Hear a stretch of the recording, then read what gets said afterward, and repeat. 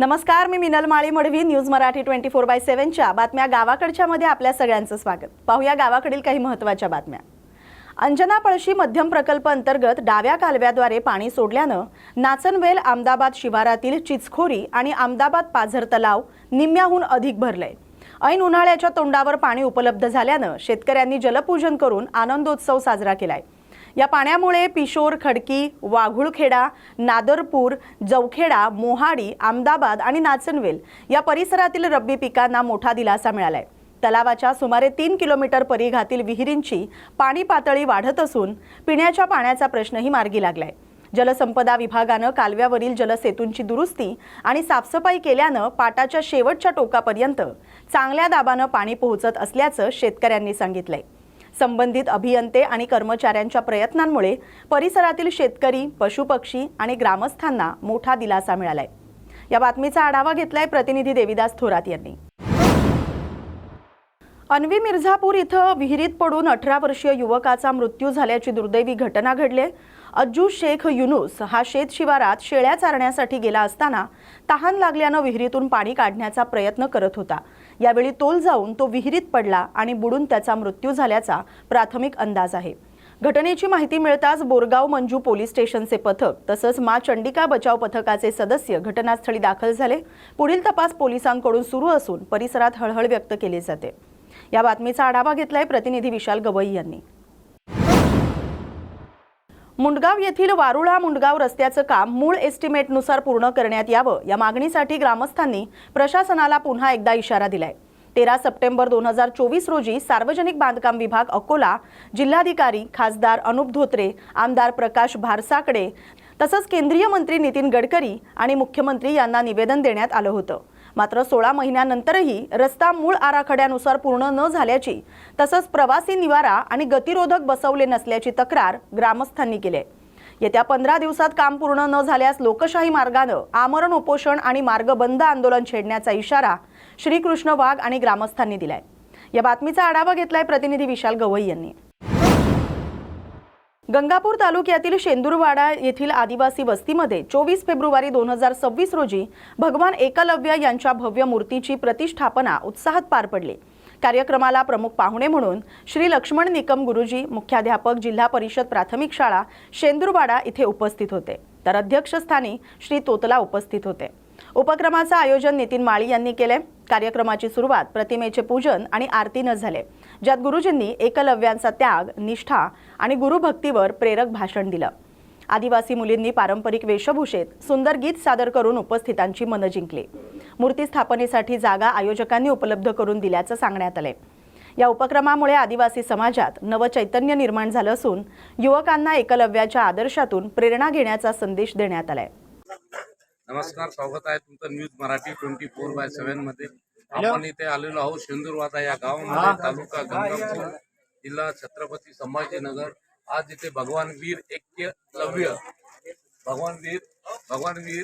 यांच्या मूर्तीचं अनावरण होत आहे आणि आज लोकार्पण सोहळा पण झालेला आहे. आज आपले शेंदूरवाडा जिल्हा परिषद शाळेचे मुख्याध्यापक माननीय निकम साहेब खूप वर्षापासून या ठिकाणी सर्व गावकऱ्यांची, आदिवासी समाजाची इच्छा होती या ठिकाणी भगवान एकलव्य यांची भव्य दिव्य पुतळाचं अनावरण व्हावं आणि तो आज सुवर्णक्षण या ठिकाणी झालेला आहे. आज भगवान वीर एकलव्य यांची भव्य दिव्य अशी हा पुतळा या ठिकाणी उभारण्यात आलेला आहे आणि संपूर्ण आदिवासी समाज आणि गावकरी शेंदूरवाडा यांचं या ठिकाणी जे अनेक वर्षापासूनचं स्वप्न होतं ते आज पूर्ण झालेलं आहे.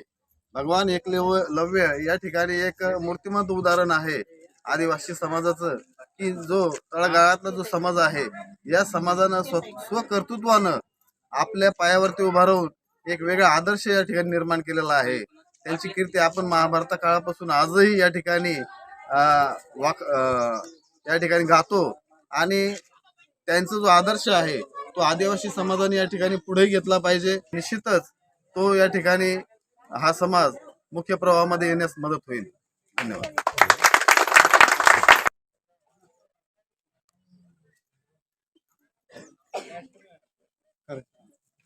मी संतोष तोतला, युग निर्माण योजना अखिल विश्व गायत्री परिवारचा जिल्हा प्रचारक आहे. ते दिव्य असा एकलव्य प्रतिष्ठानच्या माध्यमातून यांनी या ठिकाणी जो भगवान एकलव्यांचा पूर्णाकृती पुतळा उभा केला. आज मी ह्या एकलव्य प्रतिष्ठानच्या कार्यक्रमामध्ये आलो. मला इतका समाज जो आहे, या समाजामध्ये जे व्यसनाधीन लोक असतील, आपले जे बंधू व्यसनाधीन असतील, त्यांनी व्यसन सोडावं अशी माझी हार्दिक इच्छा आहे. त्याचबरोबर मला या ठिकाणी बोलण्याची संधी दिली त्याबद्दल आम्ही सर्व जणांचे आभार मानतो व मी माझी जागा घेतो. नितीन मनापासून इच्छा होती की या भगवान वीर एकलव्य यांची पूर्ण आकृती मूर्ती असावी, कारण की येणाऱ्या नवीन पिढीच्या साठी त्यांना त्यांचं ते प्रेरणा मिळावी आणि त्यांनी व्यसन मुक्त व्हावा अशी याच्या मागची भावना आहे. धन्यवाद. जय आदिवासी, जय भीम, जय छत्रपती शिवाजी महाराज. काय नाव आपलं? नितीन कुंजाराम माळे. येवला शहरातील वाढती वाहतूक कोंडी लक्षात घेता शिक्षक आणि आमदार किशोर भाऊ दराडे यांनी विधान परिषदेत येवला शहराभोवती रिंग रोड उभारण्याची मागणी केली आहे. त्यांनी अर्थसंकल्पीय अधिवेशनात शहराच्या मध्यवर्ती भागात दिवसेंदिवस वाढणाऱ्या वाहनांमुळे नागरिक, व्यापारी आणि प्रवाशांना होणाऱ्या अडचणीवर शासनाचं लक्ष वेधलं. आमदार दराडे यांच्या ठाम मागणीनंतर सभागृहातून सकारात्मक प्रतिसाद मिळाला. रिंग रोड उभारल्यास येवला शहराच्या विकासाला गती मिळेल आणि भविष्यात वाहतूक कोंडीचा प्रश्न मोठ्या प्रमाणावर सुटेल अशी अपेक्षा व्यक्त केली जाते. या बातमीचा आढावा घेतलाय प्रतिनिधी प्रवीण पाटील यांनी. धन्यवाद सभापती मॅम. किती मोठ्याने बोलताय, सगळ्यांना ऐकू येतंय. नगर मनमाड रोड सगळ्यांना ऐकू येतंय. हा येवल्यावरून जातो. सर्वात महत्त्वाची गोष्ट, येवल्याची लोकसंख्या साधारणतः 1 लाख एवढी झालेली आहे. येवला हे शहर ऐतिहासिक आणि धार्मिक दृष्टिकोनातून महत्त्वाचं आहे. येवला शहरामध्ये रेकॉर्डर घेऊ नका आता. तात्या टोपेंचा जन्म झालेला आहे. डॉक्टर बाबासाहेब आंबेडकरांची घोषणा झालेली, धर्मांतराची घोषणा झालेली आणि ब्रिटिश काळापासून हे व्यापाऱ्यांचं गाव समजलं जातं. म्हणून येवला शहर अहिल्यानगर असो, संभाजीनगर असो, धुळा असो आणि नाशिक असो समान अंतरावर आहे. म्हणून येवल्याची लोकसंख्या बघता लिंक रोड होणं फार गरजेचं आहे. आजच्या परिस्थितीमध्ये जर बघितलं, येवल्यामध्ये 2-2 तास ट्रॅफिक जाम असते. जवळच शाळा असल्यामुळे मुलांचे ॲक्सिडेंट होता. आत्तापर्यंत साधारणतः 50 आंदोलन झाले तरी शासनाने ह्या लिंक रस्त्याचं नियोजन केलं नाही. म्हणून माझा प्रश्न आहे, आता आपल्या उत्तरात म्हटलं आहे 4 पदरी रस्ता आपण धरलेला आहे, त्यात लिंक रोड करणार का? सगळ्यात महत्त्वाचा प्रश्न आहे. आणि त्यासाठी जमीन हस्तगत करणार आहात का? त्या सन्माननीय सदस्यांनी जो मनमाड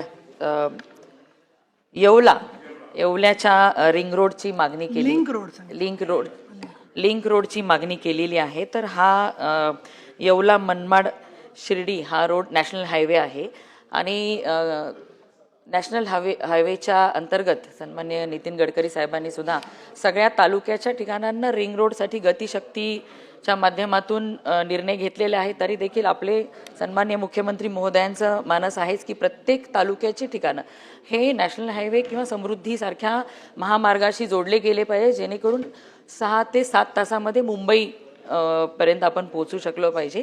तर आपली जी मागणी आहे ती रास्त आहे, त्याच्यावरती सुद्धा आम्ही सकारात्मक विचार करू.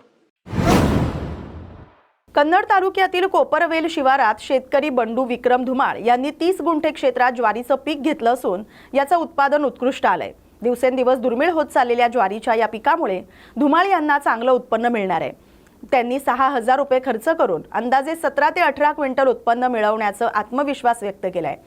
डॉक्टर संतोष पाटील यांच्या मते ज्वारीची भाकरी पौष्टिक, ग्लुटेन मुक्त आणि फायबरयुक्त असल्यानं पचनक्रिया सुधारते, वजन नियंत्रित राहतं, मधुमेह नियंत्रणात राहतो आणि हृदयाचे आरोग्य टिकते. तसंच हाडं मजबूत होतात आणि ही भाकरी कोणत्याही ऋतूत सेवन करता येते. त्यामुळे ज्वारीचं पीक शेतकऱ्यांसाठी तसंच आरोग्यासाठी फायदेशीर ठरते. या बातमीचा आढावा घेतलाय प्रतिनिधी देविदास थोरात यांनी. धुळे येथील अवधान MIDC मधील सुपर ॲल्युमिनियम गोडाऊनमध्ये 65 लाख रुपयांची ॲल्युमिनियम आणि शीट मालमत्ता परस्पर विक्री करून अपहार केल्याचा गंभीर प्रकार उघडकीस आलाय. या प्रकरणातील फरार ठेकेदार रणजित राणा याच्या 28,66,489 रुपयांच्या चल आणि अचल मालमत्तेवर जप्तीचे आदेश धुळे न्यायालयानं दिलेत. मोहाडी पोलीस ठाण्याच्या तपासात निष्पन्न झाले की ऑगस्ट 2023 ते 24 सप्टेंबर 2025 दरम्यान राणा यानं कंपनीत येणारा माल परस्पर विक्री करून अपहार केला आणि त्यातून धुळ्यात मालमत्ता खरेदी केली. यावर मोहाडी पोलीस ठाण्यात कलम 107 अंतर्गत गुन्हा दाखल करण्यात आलाय. जप्तीची प्रक्रिया सुरू आहे. मोहाडी पोलीस स्टेशन हद्दीमध्ये शंकर शेतिया यांची ॲल्युमिनियम सेक्शनची जे फॅक्टरी होती त्यामध्ये जो कामगार होता, मॅनेजर म्हणून जो वर्कर होता, त्याने त्या मालाची परस्पर विक्री करून अपहार केलेला होता. तर त्या अपहारित रक्कममधून 2023 ते 25 या दरम्यान त्याने त्या अपहारित रक्कममधून मोहाडी अवधान अशा मध्ये प्लॉट आणि रो हाऊसेस, 2 रो हाऊसेस आणि गाड्या, लक्झरियस गाड्या खरेदी केल्या होत्या. त्याच्या संदर्भात आम्ही BNSS कलम 107 अन्वये कोर्टाला रिपोर्ट पाठवून ती प्रॉपर्टी अटॅच करून घेतलेली आहे. रामदास आठवले यांनी परभणी येथील शासकीय विश्रामगृहात पत्रकारांशी संवाद साधताना म्हटलंय की रिपब्लिकन पार्टीच्या सर्व गटांनी एकत्र येऊन प्रकाश आंबेडकरांच्या नेतृत्वाखाली काम केल्यास समाजाला फायदा होईल आणि समाजाला योग्य प्रतिनिधित्व मिळेल. त्यांनी महाविकास आघाडीतील परिस्थितीवर भाष्य करत सांगितलं की जर काही अडथळे आले तर 7वी जागाही त्यांनी जिंकू शकतात. तसंच समाजातील युवकांसाठी उद्योग उभारण्यासाठी प्रयत्नशील असून त्यासाठी खात्याच्या माध्यमातून मदत केली जाईल. रामदास आठवले यांनी पंतप्रधान नरेंद्र मोदी यांच्या गरिबी निवारण प्रयत्नांचंही कौतुक करत लवकरच भारतातील गरिबी संपेल असा विश्वास व्यक्त केलाय. तर आज परभणीमध्ये बऱ्याच दिवसानंतर आलेलो आहे आणि एक विशेष भेटीसाठी मी आलो होतो. यादवराव भोवरे हे दलित पॅंथरच्या काळापासून माझ्यासोबत होते आणि एकदा पॅंथरच्या काळामध्ये आमचे तिथे 8 नगरसेवक निवडून आले होते आणि उपाध्यक्ष पदावर यादवराव भोवरे यांना संधी देण्यात आली होती. हे ते गडगड करून मागे झालो. हे सगळे लोक असे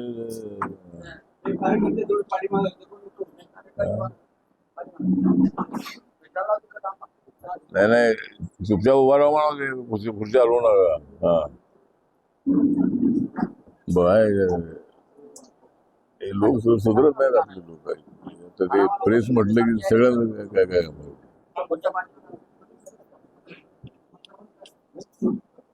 तर या ठिकाणी यादवराव भोवरे यांच्या कुटुंबियांना भेट देण्यासाठी आलो होतो. 2 महिन्यापूर्वी त्यांचं निधन झालं होतं, पण आपल्या अनेक निवडणुका होत्या. त्यानंतर दिल्लीला पार्लमेंटचं अधिवेशन होतं, त्यामुळं मला इथं लवकर येता आलं नाही. पण या कुटुंबाशी माझे अत्यंत जवळचे ऋणानुबंध होते आणि यादवराव भोवरे यांची एक मोठी ताकद माझ्या पाठीशी उभी होती. तेव्हा त्यांच्या कुटुंबियांचं सांत्वन करण्यासाठी मी पूर्णेला जाऊन मी आलेलो आहे आणि आज आपल्यासोबत आपण चर्चा करत आहोत. एक तर राज्यसभेच्या निवडणुका या, अरे वय हलू नका तिकडे खुर्च्या, कोण त्याला सांग त्याला लोक नाही ते ना ते मागे करतात ना गडबड. सगळ्या लोकांनी मेळावा थोडं जाईल, सगळ्यांनी खाली थांबलं पाहिजे ना. सवय लावा थोडी शिस्त पक्षाला. कसले लावताय, कोण ऐकतो तुमचं आता किती ऐकलं तुमचं आता लोकांनी सांगून. नाही उद्या प्रमुखांनी येऊ द्या, पण आता येऊ. तर आता या राज्यसभेच्या निवडणुका आलेल्या आहे. तसा मी लोकसभेतला माणूस आहे. मी 3 वेळेला लोकसभेमध्ये काँग्रेस अलायन्समध्ये निवडून आलो होतो. पण 2014 मध्ये ज्या वेळेला रिपब्लिकन पार्टी ऑफ इंडियाने निर्णय घेतला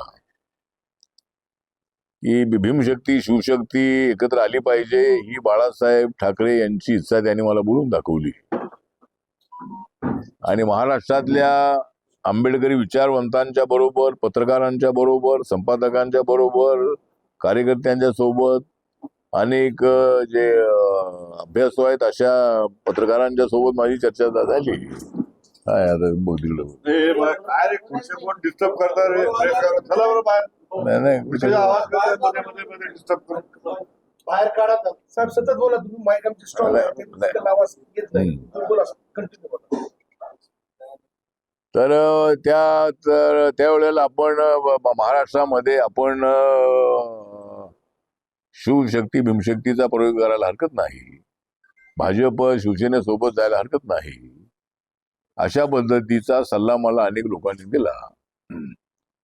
आणि वैचारिक मतभेद असू शकतात, पण कॉमन मिनिमम प्रोग्रामवरती एकत्र यायला हरकत नाही.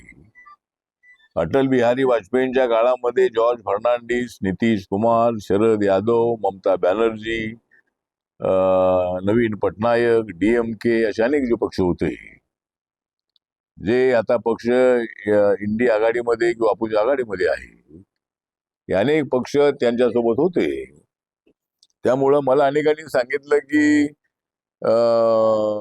बाळासाहेबांच्या सूचनेप्रमाणे सामाजिक अभिसरणासाठी सुद्धा, पॉलिटिकल फायद्यापेक्षा सामाजिक अभिसरणासाठी शिवशक्ती भीमशक्ती एकत्र येणं हे अत्यंत आवश्यक आहे. आणि म्हणून मी हा निर्णय घेतला होता.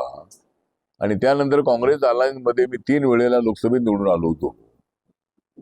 एक तर ज्या वेळेला 2012च्या BMC निवडणुकीमध्ये RPI हा शिवसेना भाजप सोबत अलायन्समध्ये गेला. आणि राज ठाकरेंचं मोठं आव्हान त्या ठिकाणी उद्धव ठाकरेंना होतं, म्हणजे सत्तेवर येणं अत्यंत अवघड होतं. पण RPIच्या पाठिंब्यामुळं त्या ठिकाणी शिवसेना भाजपला मुंबईत सत्ता मिळाली 2012मध्ये. आणि मग त्यावेळेपासून आम्ही शिवसेना भाजप किंवा भाजप शिवसेनेसोबत आम्ही आहोत. तर 2014मध्ये मी लोकसभा लढलो असतो तर मी निवडून कुठे आलो असतो. ज्या मुंबईच्या दक्षिणमध्ये जो मतदारसंघ आहे तिथं मी एकदा उत्तरमध्ये या नावाचा जो मतदारसंघ होता ते निवडून आलो होतो. तो मतदारसंघ किंवा आणि शिर्डीचा मतदारसंघ असेल किंवा आणि कुठलाही पंढरपूरचा असेल. पण मला असं वाटलं की आता माझे मतदारसंघ सारखे बदललेले आहेत. मी शिर्डीमध्ये हरल्यामुळं मीच सांगितलं की मला राज्यसभा द्या. आणि गोपीनाथ मुंडे यांच्या प्रयत्नाने नरेंद्र मोदींच्या अनेक सभांमध्ये मी 2014च्या त्यांच्यासोबत लोकसभेच्या प्रचारामध्ये होतो. आणि महाराष्ट्रामध्ये तर होतच होतो. पण UP मधल्या सुद्धा 3-4 सभा मी अटेंड केलेल्या होत्या. तर त्यामुळं 2014 पासून आपण यांच्यासोबत होतो. त्यावेळेला आपण गोपीनाथ मुंडेंच्या आणि इतर BJPच्या नेत्यांच्या प्रयत्नामुळं आणि नरेंद्र मोदींच्या सहकार्यामुळं, अमित शहा यांच्या सहकार्यामुळे मी 2014मध्ये लोकसभेच्या अगोदर मी राज्यसभेत आलो. समुद्रपूर तालुक्यातील कवठा, किन्ही, निंभा, आरंभा, भगवान, करूर आणि नारायणपूर या 7 गावांना भारतातील पहिलं सर्व्हिकल कॅन्सर सुरक्षित गाव म्हणून घोषित करण्यात आले. हा उपक्रम खासदार अमर काळे यांच्या पुढाकारानं राबवला गेला. स्वास्थ्य वृक्ष फाउंडेशनच्या कॅन्सर कवच या मोहिमेअंतर्गत आणि मॅनकाइंड फार्मच्या CSR सहकार्यानं हा प्रकल्प यशस्वी झाला. उपक्रमाअंतर्गत 9 ते 26 वयोगटातील सर्व पात्र मुलींना सर्व्हिकल कॅन्सर प्रतिबंधासाठी आवश्यक HPV लसीकरण केलं गेलं. जिल्हाधिकारी कार्यालयात झालेल्या या कार्यक्रमात जिल्हाधिकारी, जिल्हा परिषद CEO, नगराध्यक्ष, कंपनीचे प्रतिनिधी आणि SBFचे अध्यक्ष उपस्थित होते. संबंधित गावाचे सरपंच, आशा सेविका, गटप्रवर्तक आणि स्वयंसेवकांचा सत्कार करून त्यांच्या योगदानाचा गौरव करण्यात आला. हा उपक्रम देशातील आरोग्य क्षेत्रासाठी प्रेरणादायी आणि दिशादर्शक ठरलाय. या जिल्ह्याचा खासदार म्हणून माझ्याकरता अतिशय अभिमानाची ही बाब आहे की देशामधले पहिले 7 गावं हे टोटली सर्व्हायकल कॅन्सर फ्री म्हणून आज या ठिकाणी आम्ही डिक्लेअर केलेले, घोषित केलेले आहे. हे 7ही गावं हे समुद्रपूर तालुक्यातले आहे. आणि हा जो आम्ही टास्क या ठिकाणी घेतलेला होता याच्यामध्ये समुद्रपूर तालुका हा देशातला पहिला सर्व्हायकल कॅन्सर फ्री तालुका म्हणून आम्हाला घोषित करायचा होता. त्याची सुरुवात काही दिवसापूर्वी आम्ही केलेली होती. आणि आज 7 गावं हे पूर्णतः सर्व्हायकल कॅन्सर फ्री म्हणून आज आम्ही या ठिकाणी घोषित केलेले आहे. आणि हे काम करत असताना स्वास्थ्य वृक्ष फाउंडेशनच्या सर्व टीमचं मनापासून मी या ठिकाणी आभार मानतो की त्यांनी आम्हाला पूर्ण मदत केली. त्याचबरोबर मॅनकाइंड फार्माचे शीतलजी अरोरा असेल, मॅनकाइंड फार्माची सर्व त्यांची टीम असेल, यांचंसुद्धा मनापासून आभार मानतो. कारण की मॅनकाइंड फार्माच्या CSRमधून हे सर्व वॅक्सिनेशन त्या ठिकाणी करण्यात आलेलं आहे. त्यामुळं त्यांचंसुद्धा मनापासून या ठिकाणी हार्दिक आभार मानतो. आणि पुढच्या काळामध्ये लवकरात लवकर देशातला पहिला सर्वायकल कॅन्सर फ्री तालुका म्हणून आम्ही समुद्रपूरला पुढं आम्हाला डिक्लेअर करायचं आहे. हेच आमचं टार्गेट आहे आणि हे टार्गेटसुद्धा आम्ही लवकरात लवकर अचीव करू हा विश्वास मी या ठिकाणी व्यक्त करतो. जालना नांदेड मार्गावरील हिंदू हृदय सम्राट बाळासाहेब ठाकरे महाराष्ट्र समृद्धी महामार्ग प्रकल्पावर काम करणाऱ्या परप्रांतीय कामगारांचं गेल्या 3 ते 4 महिन्यांपासून वेतन न झाल्याचा आरोप करण्यात आलाय. वेतन थकीत असल्यामुळे कामगारांवर उपासमारीची वेळ आल्याचं त्यांनी सांगितलंय. या पार्श्वभूमीवर जवळपास 60 ते 70 कामगारांनी नांदेड जिल्हाधिकारी कार्यालयासमोर धरणे आंदोलन करत तात्काळ थकीत वेतन देण्याची मागणी केली आहे. ठेकेदार आणि संबंधित कंपनी विरोधात कारवाई करावी अशी ही मागणी आंदोलनकर्त्यांनी केली आहे. काम चालू आहे. त्या कामाच्या संदर्भात roadways solution India infra private limited नावाची पुण्याची कंपनी आहे आणि कंपनी नांदेड जिल्ह्याचं जे काही समृद्धी महामार्गाचं काम करण्यासाठी येथे परप्रांतीय आपले बांधवांना घेऊन या ठिकाणी कामगारांना घेऊन काम करण्यासाठी आली. पण आज 6 महिने झालं कंपनीचं काम चालू आहे, पण कामगारांचे जे काही वेतनाचा प्रश्न आहे ते आतापर्यंत तेथील कामगारांना मिळाला नाही. म्हणजे जसं प्रोजेक्टचं काम सुरू झाले तसं कंपनी आतापर्यंत त्याचं वेतन केली नाही. त्यामुळे परप्रांतीय बांधव आज कामगार परेशान आहेत. मागील 2 महिने झाला आम्ही प्रशासनाशी चर्चा करत आहोत, यांची जी काही कंपनीची चर्चा करत आहोत, कामगार आयुक्ताशी चर्चा केली, मान्य जिल्हाधिकारी साहेबांशी चर्चा केली, पण आतापर्यंत या कामगारांचं जवळपास एका कामगाराचं 5 ते 6 महिन्याचं वेतन रुकलेलं आहे. आणि जर यांचं वेतन मिळालं नाही तर यांचं घर कसं चालेल, यांची दैनंदिन आयुष्य कसं चालेल. जवळपास या ठिकाणी 200 कामगारांचं वेतन आतापर्यंत मिळालेलं नाही आणि आमच्या सोबत आतापर्यंत म्हणजे 101 कामगार कंटिन्यू फिरालेत नांदेड जिल्ह्याच्या प्रत्येक ऑफिसमध्ये. तर आम्हाला प्रशासनाला विनंती करायची आपल्या माध्यमातून, चॅनलच्या माध्यमातून, की खरंच एक आपलेच बांधव आहेत, या ठिकाणी आपल्या जिल्ह्याच्या विकासासाठी काम करण्यासाठी आले आहेत, पण कंपनी फक्त स्वतःचा फायदा बघत आहे आणि कामगारांच्या फायद्याचा विचार न करता किंवा त्यांच्या हिताचा विचार न करता त्यांना आज रोडवर आणलेली आहे कंपनीनं. ही जी कंपनी आहे याचे जे इथले ऍडमिनिस्ट्रेशन आहे, इथलं जे प्रशासन आहे ते पूर्णपणे निष्काळजी प्रशासन आहे. कामगार आयुक्तांना बी सुद्धा आम्ही सांगितलं, इव्हन MSRTCच्या कार्यालयापर्यंत आम्ही पोहोचलो, पण कोणताही न्याय आतापर्यंत मिळाला नाही. आज हे कामगार उपाशी पोटी या ठिकाणी आलेले आहेत. आज धरणे आंदोलन आहे आणि हे कामगार आता मागे हटणार नाही. कारण जर कुणाला 5-5 महिने वेतन मिळत असेल तर ते खातील काय, परिवाराला पैसे पाठवतील काय. आज यातील काही बांधवांच्या घरचे आजारी आहेत, त्यांना या ठिकाणून पैसे पाठवायला नाही, कंपनी मालक फोन उचलायला तयार नाही आणि इथला जे मॅनेजर पांडे आहे तो सुद्धा यांना बुटानं मारायची भाषा वापरत आहे पैसे मागितल्यानंतर. तर आम्हाला विनंती करायची जिल्हा प्रशासनाला, बुटानं मारतो म्हणून जर जे कामगारांना वागवत असेल त्या कंपनीला लवकरात लवकर ब्लॅकलिस्ट करावं. कामगारांचा या ठिकाणी जे काय आहे ते सर्वे करून त्यांच्या पैशाचं जे काय नियोजन कंपनी लावावं, यासाठी प्रशासनानं लवकरात लवकर पुढे यावं. आता मागण्या जर पूर्ण नाही झाल्या, असंही आम्ही आता कामगार उपाशीच आहेत. आता उपाशीच्या ठिकाणी बसणं, राहणं, खाणं सगळं आता जिल्हाधिकारी कार्यालयाच्या समोरच राहणार आहे. कारण आता आमच्याकडे दुसरा पर्यायच नाही. कारण आता यांच्याकडे कोणत्याच माध्यमातून हे आता म्हणजे सशक्त राहिले नाहीत. आज यांच्या पाणी बंद झाले, लाईट बंद झाली, आता उद्या राहण्याचं बी व्यवस्था त्यांची त्या मालकाला सांगून किराया लाईट बंद करून टाकले. आता करणार काय कामगार, परप्रांतीय आहेत, तिथे हे कुणाकडे जाणार आहेत आणि आजच्या या महागाईच्या दुनियेमध्ये त्यांना कोण या ठिकाणी सहारा देणार आहे. तरी आम्हाला विनंती करायची आपल्या माध्यमातून की लवकरात लवकर यांच्यासाठी काहीतरी प्रशासनानं ठोस भूमिका घ्यावी. अन्यथा हे कामगार आज लोकशाहीनं आंदोलन करलेत, उद्या हेच कामगार रस्त्यावर उतरून त्यांचा हक्क मागतील. केस है, मैं विष्णुपुरी में रहता हूँ, road base solution company infra private limited में रहता हूँ, मैं ड्राइवर हूँ. क्या आप पेमेंट रुके वाली है, आप कहाँ से आए वाले हो? अभी मैं समृद्धि में काम करता हूँ. क्या मांग है? कितने दिन की आपकी पेमेंट सर मेरी पेमेंट 4 महीने की है, 5वां लगने वाला है. कितने लोग हो? ऐसे करके 70-75 लोग हैं. कंपनी क्या बोल रही है? कंपनी बोल रही है आज आ जाए, कल आ जाएगा, 100% है पैसा. ऐसा करके 4 महीना हो गया, अब तक पेमेंट आया ही. तो आप चलो काम बंद है. खाने पीने का आपका खाने पीने का तो खाना देता है, बाकी पानी वानी का सब अपने से ही लाना पड़ता है. रहने का इंतजाम? रहने का तो कंपनी को है. सर मेरा नाम रमेश है सर, मैं roadways solution infra India limited में सर काम करता हूं. सर मेरी सैलरी जो है 3 महीने से सर बाकी है, दिसंबर, जनवरी, फरवरी. सर यहाँ पे जितने भी मजदूर हैं सर, क्या है सब अपनी अपनी समस्याओं को लेकर के सर परेशान. कारण ये है किसी को घर जाना है तो किसी की माँ मर जाए, बाप मर जाए तो सैलरी होल्ड कर दी जाती है सर. और कहते हैं लोग कि घर जाओगे तो क्या सैलरी होल्ड नहीं होगी सर, ये नियम लोग निकालते हैं लोग। और रह गई बात कि सब लोग एक नई किसी न किसी समस्या को लेकर के सब परेशान। आपका कौन सा पद है? सर मेरा जो है, मैं टायर सेक्शन विभाग में हूँ, यूपी से रहने वाला हूँ। क्या काम करते हैं मुझे?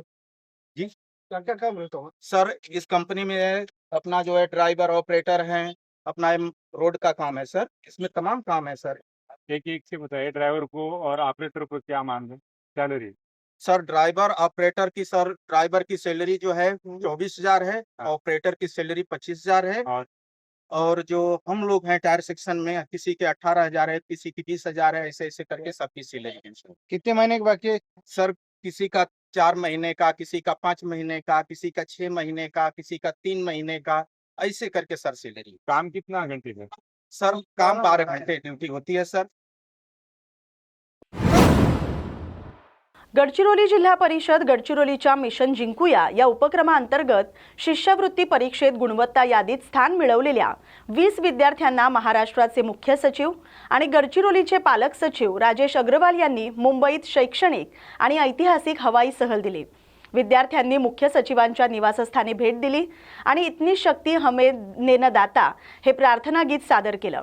गडचिरोलीच्या ग्रामीण भागातील विद्यार्थ्यांना उत्कृष्ट शिक्षक आणि पायाभूत सुविधा उपलब्ध करून देण्याचा शासनाचा निर्धार यावेळी व्यक्त झाला।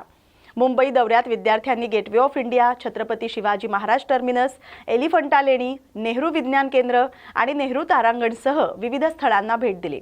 पुढील वर्षी 100 विद्यार्थ्यांना हैदराबाद आणि बंगलोर येथील रिसर्च सेंटरसाठी हवाई सहल आयोजित करण्याचा निर्णय घेण्यात आलाय। या उपक्रमामुळे दुर्गम भागातील विद्यार्थ्यांमध्ये शिक्षणाबाबत नवी उमेद निर्माण झाली आहे। या बातमीचा आढावा घेतलाय प्रतिनिधी राजअनिल पोचमपल्लीवार यांनी। ह्याच्यामध्ये तोपचे गोळे असतात, मोठे मोठे गोळे, हा स्टोअर करण्यासाठी असतो। आर्मीवाल्याने वापरून, आपली आर्मीने वापरून हे जंगलामध्ये फेकले होते। त्यानंतर एका कंपनीने असा शोपीस तयार करून हे विकले। तर ॲक्च्युली इंडियन आर्मीने वापर केलेला आहे ह्याचा। मंगळूरपीर शेलू बाजार येथील श्रीमती सरस्वतीबाई राऊत इंग्रजी शाळेत इयत्ता 5वी ते 9वीच्या विद्यार्थ्यांसाठी वर्सेटाईल एज्युकेशन सिस्टीम अंतर्गत SRC बचत बँक आणि अन्न बँक हे 2 उपक्रम सुरू करण्यात आलेत। या उपक्रमांचा उद्देश विद्यार्थ्यांमध्ये लहान वयापासूनच बचत, संयम आणि आर्थिक साक्षरता विकसित करणं आहे। उद्घाटन प्रसंगी शाळेचे अध्यक्ष उद्धव राऊत, मुख्याध्यापिका शीतल राऊत, समन्वयिका पूजा कोकरे, शिक्षक आणि शिक्षकेतर कर्मचारी उपस्थित होते। अध्यक्षांनी विद्यार्थ्यांना बचत नियोजन, खाते उघडणं, रक्कम जमा करणं, व्यवहारात शिस्त राखणं आणि संयम आत्मसात करण्याचं मार्गदर्शन केलं। विद्यार्थ्यांनी उत्साहाने सहभाग घेतला असून या उपक्रमामुळे शालेय स्तरावर आर्थिक साक्षरतेचा प्रभावी पाया निर्माण होणार आहे। या बातमीचा आढावा घेतलाय प्रतिनिधी विश्वास कुटे यांनी। या बातमीसोबतच बातम्या गावाकडच्या मध्ये आता इथेच थांबतोय। अशाच महत्त्वाच्या बातम्यांसाठी पाहत राहा न्यूज मराठी 24/7। नवा भारत, नवा विचार।